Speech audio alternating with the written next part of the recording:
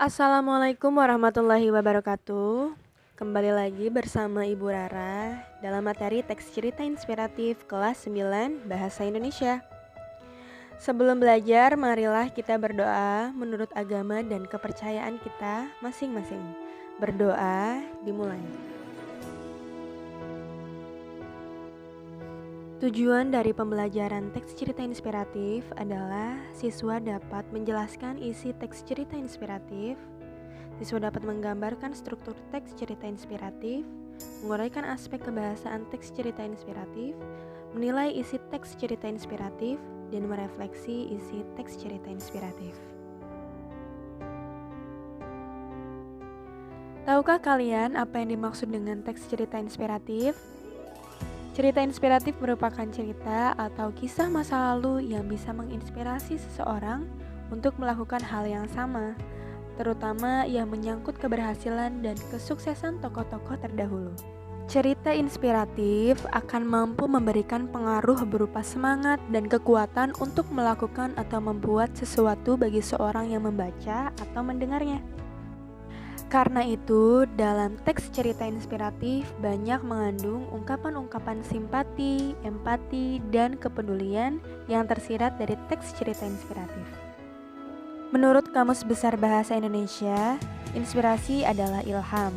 Jadi, teks inspirasi adalah bahan tertulis yang digunakan sebagai media untuk mendapatkan ilham, ide, atau gagasan yang dapat menambahkan semangat dalam mencapai tujuan yang diharapkan. Nah, berdasarkan definisi tadi, tujuan teks inspirasi adalah untuk menambahkan dan menggugah motivasi, semangat, dan rasa percaya diri untuk menghadapi semua tantangan yang mungkin akan dihadapi dalam mencapai tujuan yang diharapkan secara positif. Teks cerita inspiratif sendiri termasuk teks narasi.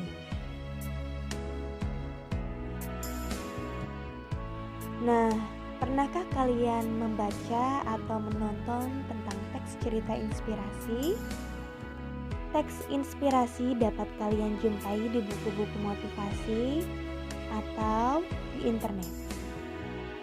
Jika kalian sering menonton TV, kalian akan menemukan acara Kick Andy di Metro TV yang sering mengundang banyak sekali orang-orang yang dapat menginspirasi. Di Indonesia, kita juga memiliki tokoh-tokoh inspiratif seperti B.J. Habibie, Presiden ketiga Indonesia, dan Sri Mulyani sebagai Menteri Keuangan yang diakui dunia. Jadi, siapa orang yang paling menginspirasi hidupmu? Cukup sekian pembelajaran hari ini. Jangan lupa like dan subscribe channel ini. Wassalamualaikum warahmatullahi wabarakatuh.